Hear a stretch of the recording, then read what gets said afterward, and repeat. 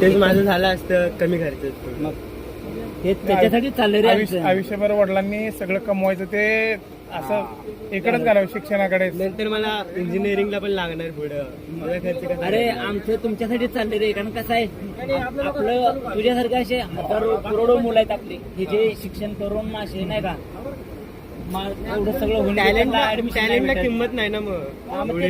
ते चालेल ना. ते आम्ही मुग म्हणतो मग घोड्याच्या शर्यतीमध्ये गाढव पुढे चालली, ह्याच्यासाठीच आमचं म्हणणं आहे की काही ना काही भेटावं आपल्या मुलांना.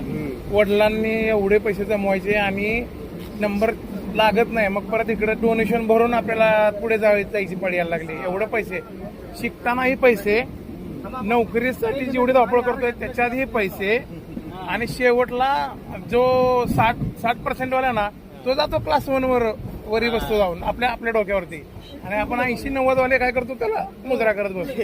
हे दुर्दैव आहे आपल्या महाराष्ट्राचं.